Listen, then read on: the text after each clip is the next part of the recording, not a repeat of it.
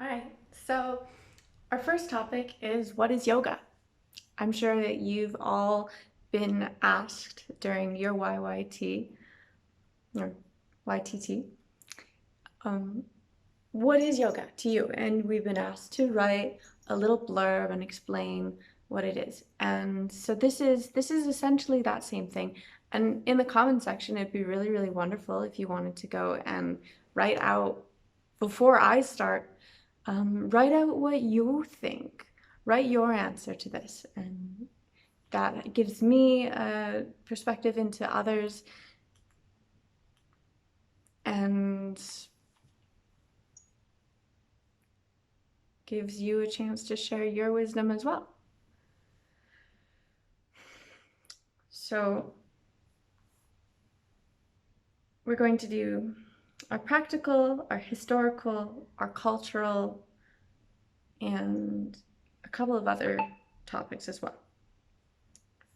So practically, yoga at first glance, if you don't know anything about it, from a Western perspective or an American perspective, it kind of looks like it's a workout routine. It kind of looks like it's, a flexibility for girls club. And in a lot of ways, I think that it has become that. And that's an interesting theory as to why that happened.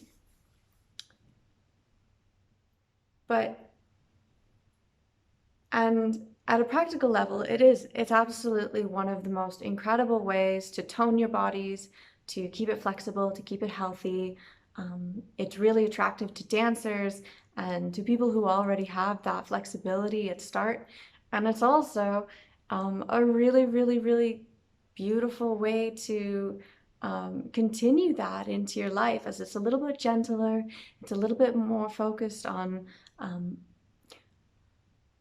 more intrinsically valuable topics that touch us a little bit deeper than maybe dance or gymnastics as well. It's something that is set aside and aimed at being a health related thing. So, and keeping us healthy. The other thing is that it has also, in a practical sense, become a really, really great choice for occupation and a really, really beautiful way for women to share their physical beauty and their mental beauty. And one of the most wonderful things about the feminine perspective, which is this compassionate simplicity that women seem to have naturally for the natural environment, for other life, and for our own self-care. All things that yoga really focuses on in their different philosophies, and something that Western women and European women have really, really, really embraced and run away with in many ways. That's really something that we're seeing happening right now, is people are falling in love with this new yoga that's coming out of California and Europe, and but what we are forgetting is that yoga is actually coming from this really, really long history from India, and also inspired by other Arabian cultures through the Vedas and the Upanishads.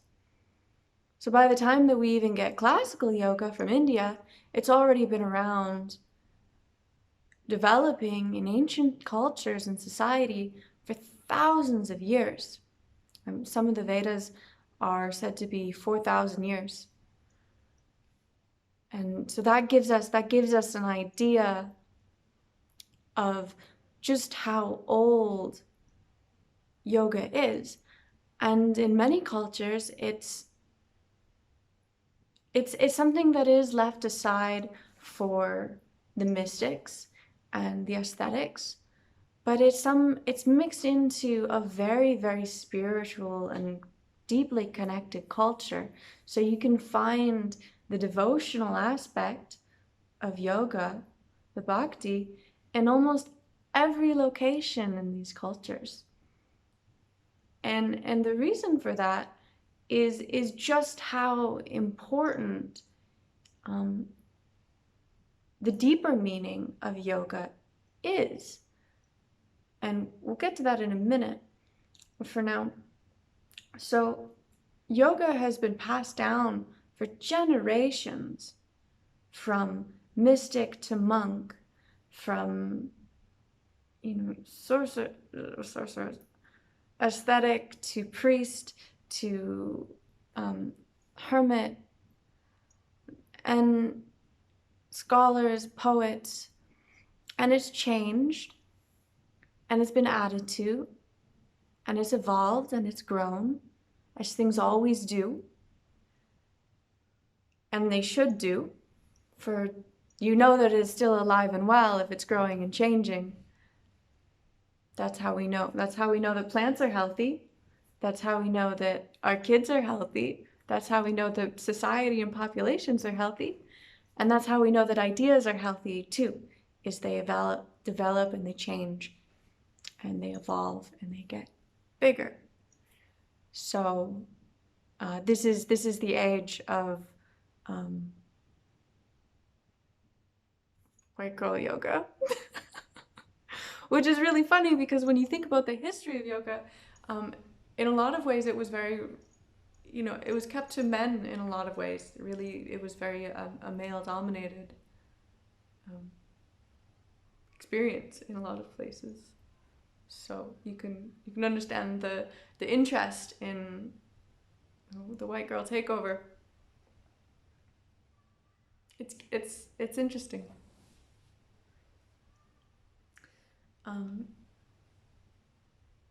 And we'll talk deeper about the history of yoga. There'll be an entire section that's devoted to just history.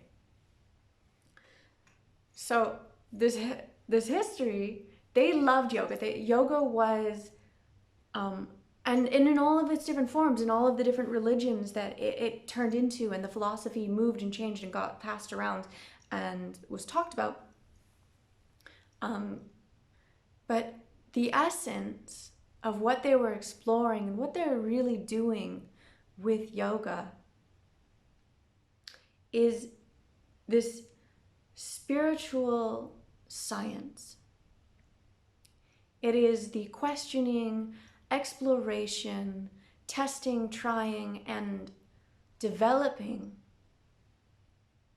our spiritual connection. It is the conscious awareness of something greater than the physical being,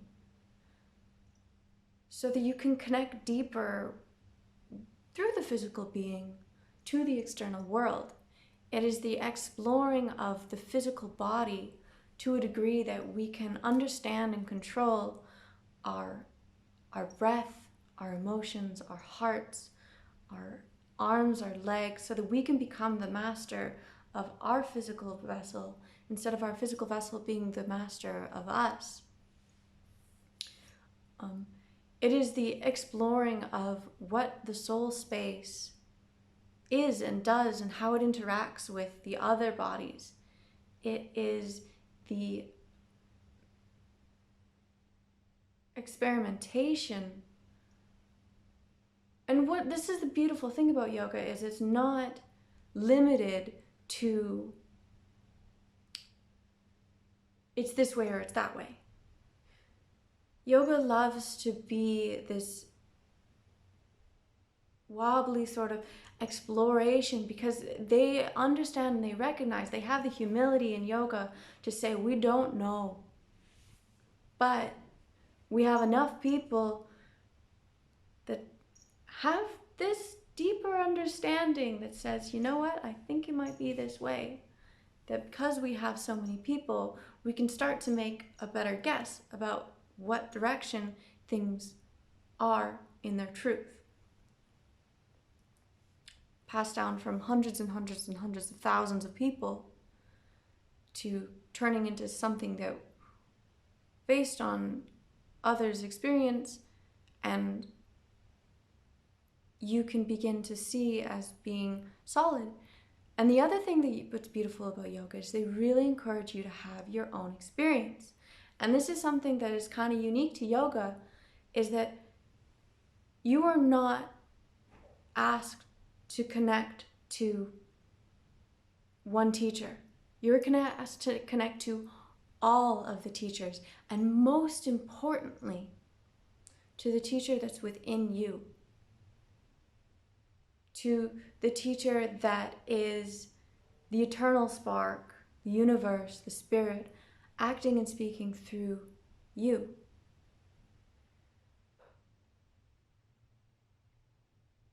When we become practiced in yoga, we start to have experiences that are only understandable through the lenses of the philosophy that we practice here. It's only recognizable. And some of the experiences that when you start to talk to other yogis, when you start to dive into this realm, you really, really start to see this interconnected, synchronistic experience that people are talking about, people are ranting about, people are raving about it, people are over their heads about it, because they're having real experiences. And this is something that yoga asks us to do, is to find the inner teacher for these deeper philosophic concepts of the meaning of God, of the meaning of higher self, of soul, of spirit, of compassion. And these are traits, all of these traits we'll explore again in another session that we'll go through.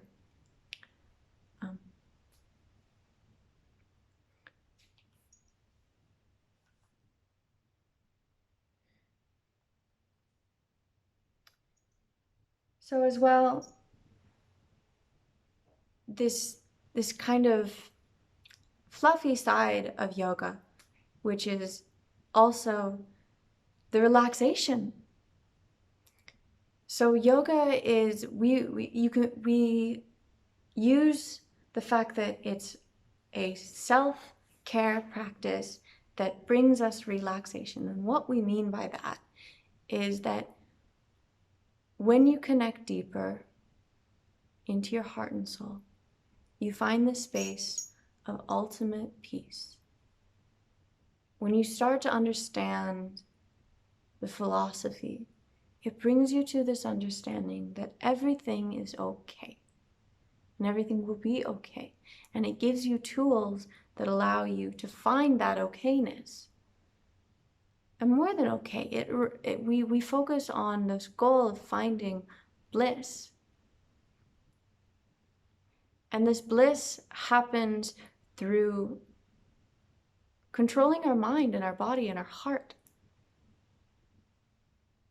from deciding what's important and what's not, and helping us to find this compassion. We can find this inner peace, and this is ultimately relaxing. This is so relaxing that it saves lives. This was developed in a country where things were really harsh, and people needed something to make things okay. So we have this here to help us find and deal with our discomforts, by diving into them and detaching from them as we do at the same time.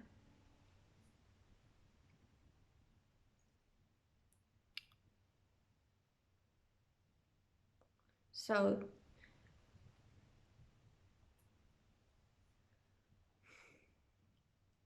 you've probably been to a yoga class, or if you do yoga, then you know. If you don't do yoga, then you will know. Yoga can be very physically demanding.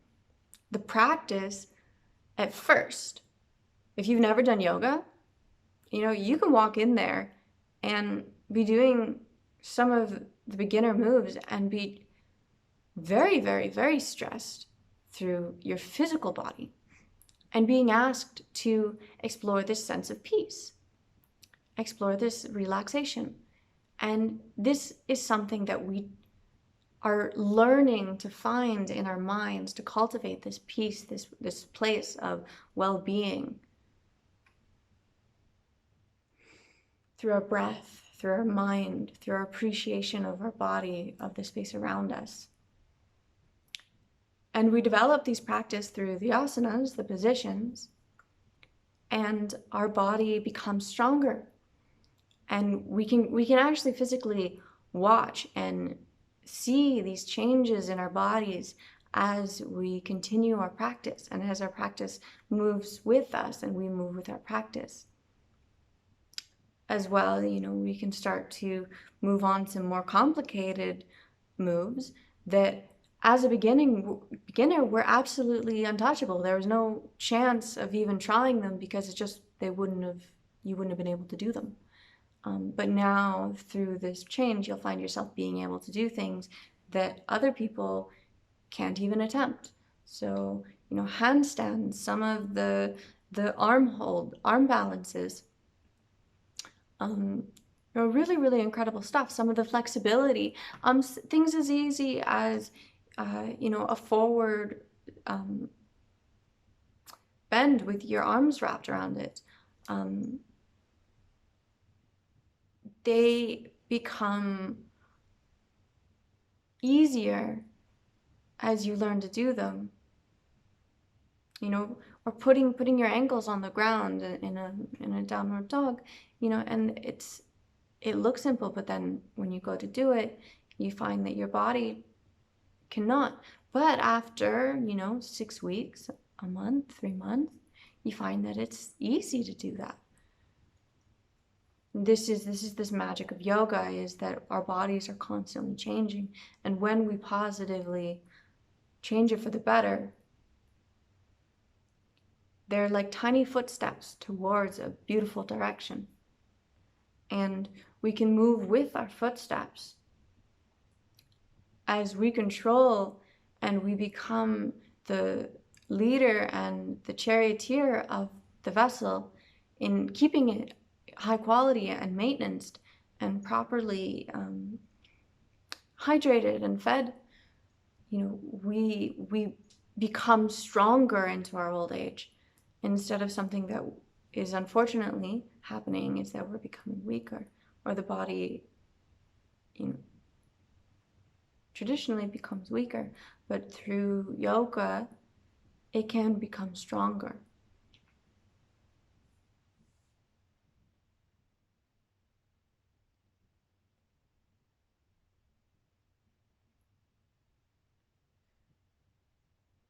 So,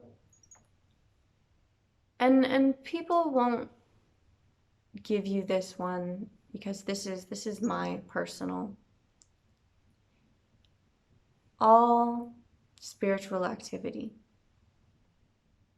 all activity when you are bringing mindfulness, a desire to connect with spirit, whether it's Native American, whether it's God, whether it's Allah, whether it's any of the Hindu gods, whether it's Greek gods, whether it's Mesoamerican gods, whether it's Japanese gods, or Shinto, or Buddhist, or any of this. Anytime that you're connecting with the higher self through a divinity, through a celestial body, when you are connecting with ascended masters, this is a form of yoga.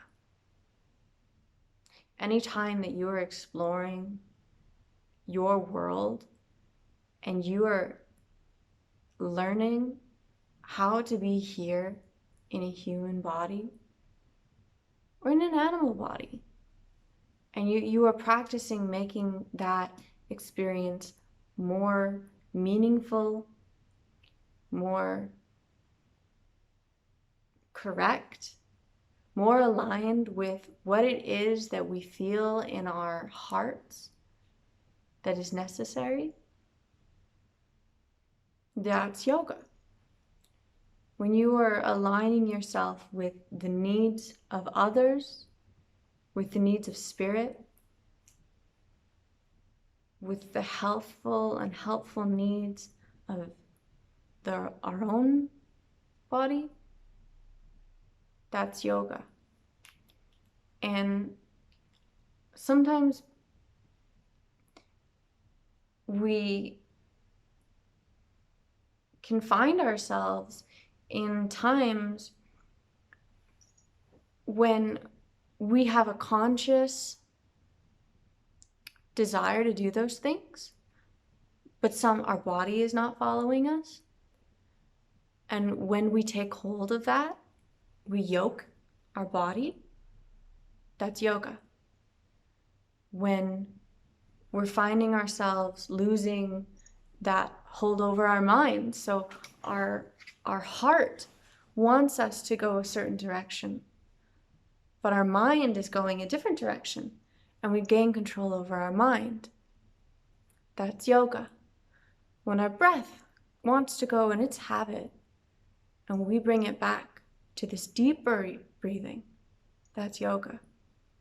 When we would find ourselves forgetting about our divinity and these higher aspects, and we bring ourselves back to that thought, that honesty, that humility, that's yoga.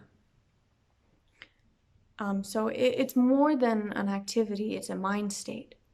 It is a state of desire for, or action towards betterment, learning towards betterment of the human soul and the evolution of life on earth, life in this universe.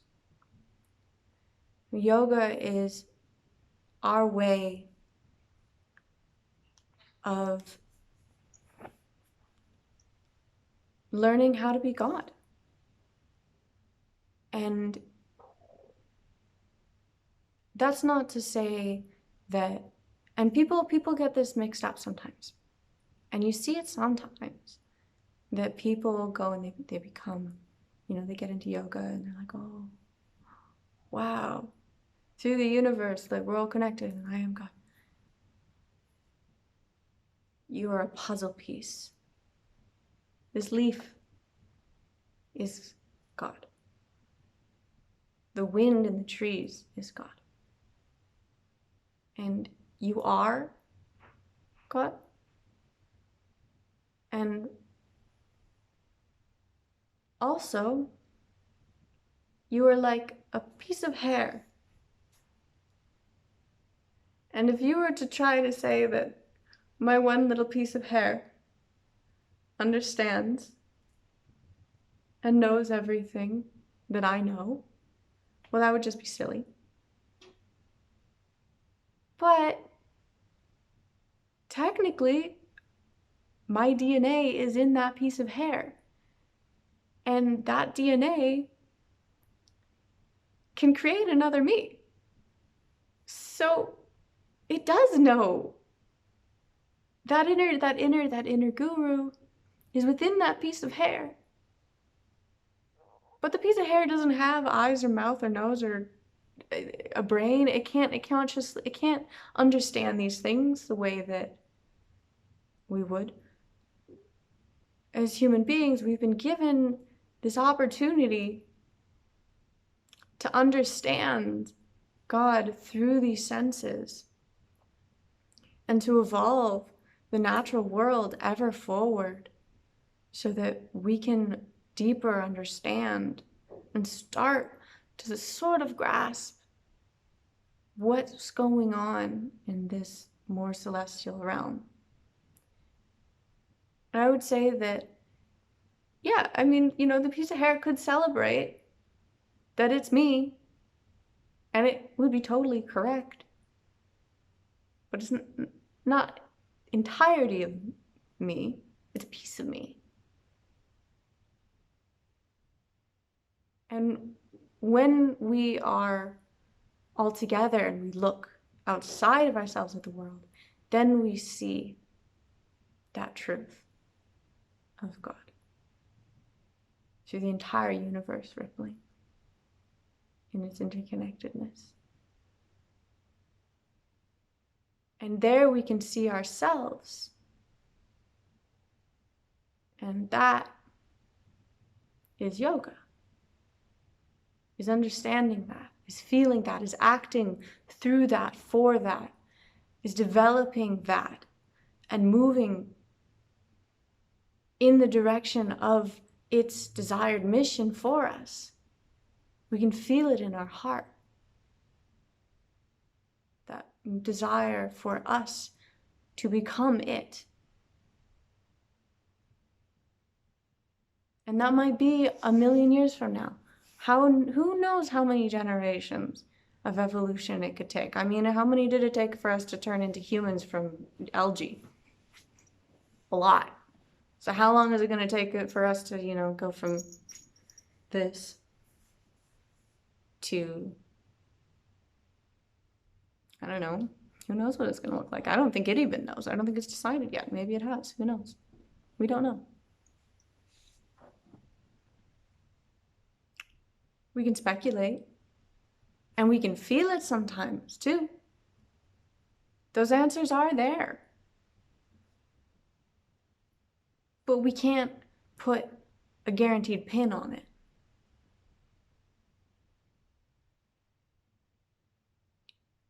And we find safety in knowing that we can't put a guaranteed pin on it. So there's nothing to fight about. There's nothing to bicker about because we can't know. We can only look and know that we are evolving towards it and that it is our work and our offering and our job and our joy to work towards it. Thank you.